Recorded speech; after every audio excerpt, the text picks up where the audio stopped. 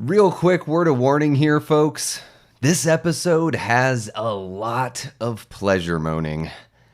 And I mean a lot of pleasure moaning.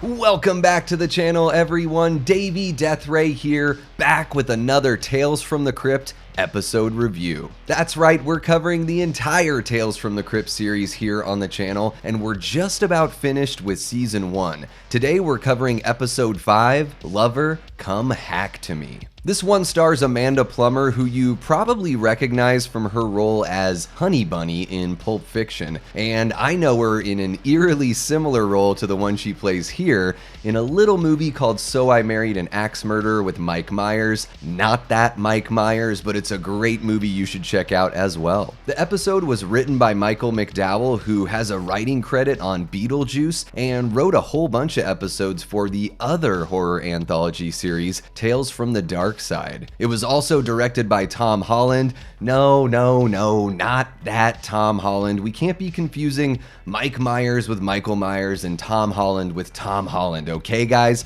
We're talking Fright Night and Child's Play Tom Holland, so this one's got a pretty damn good pedigree. Let's get into it. Real quick before we get going, please like, subscribe, share, and leave a comment. Let me know your thoughts on Lover Come Hack to Me, or even the Tales from the Crypt series on a whole. The episode kicks off with our main characters, Peggy and Charles, having just tied the knot, but Peggy's aunt is warning Charles.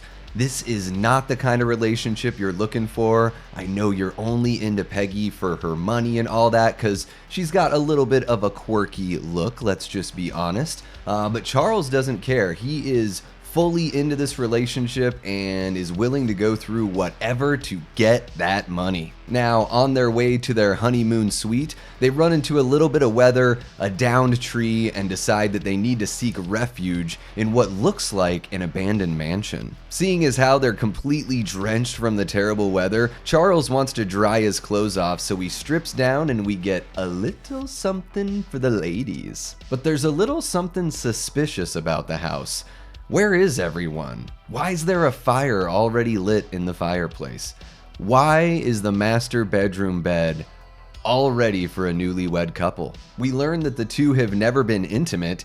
In fact, Peggy has never been intimate with anyone ever. She's been saving this for just the right moment. And this is where that pleasure moaning really sinks its claws into the episode here. You get a nice stretch that seems uncomfortably long with their lovemaking, and I get what they're sort of going for here, being that it's Peggy's first time and all that, but it just seems so damn long. After the train is all done going through the tunnel, Charles passes out and has a crazy dream where he sees Peggy bring another man into the mansion, make love to him in the main living room, and then murder him with an axe. He tries to prevent it, but he can't interact with anything, and suddenly he wakes up. Peggy asks him if everything's okay. He tells her all about the dream, and she's like, yeah, that's funny, because that's exactly what happened with my parents, and it's exactly what's gonna happen to you right now. And she pulls out a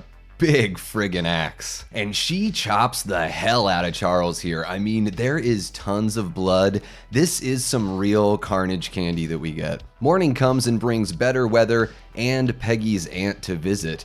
As they sort of reminisce over their bizarre Black Widow lineage in their family, it just seems to be the legacy here where all the women in their family get married, make love, kill the husband, have a daughter, and the cycle continues forever. I'm sort of torn on how I feel about this one because it's got some good performances. It has excellent gore. We have a fantastic writer here, a really great horror director as well in Tom Holland.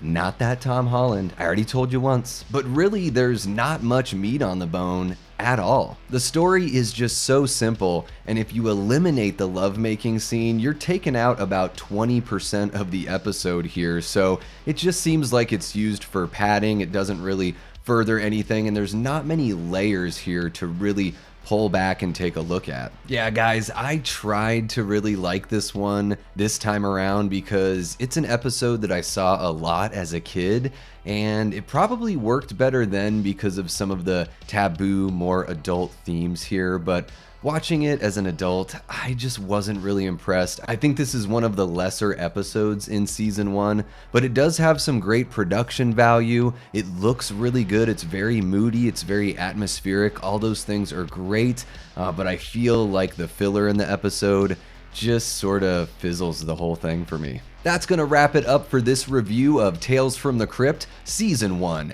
Episode 5, Lover Come Hack to Me. Not really my cup of tea, not a terrible episode though, just something that feels a little lesser in comparison to what we've seen so far. Big shout out to Eli Cortez, one of our great channel members and Death Squad mods here. He sent me the first 4 seasons of the show on DVD and really inspired this whole series review, so thank you so much, Eli. Really appreciate you, bud. And thank you guys for coming by and checking out the video.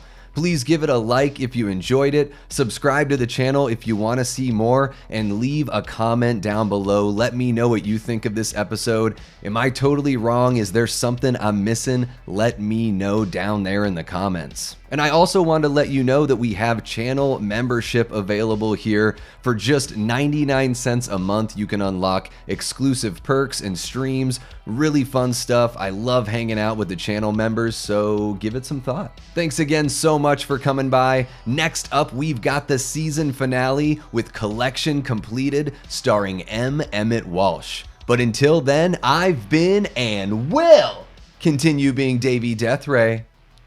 Take care.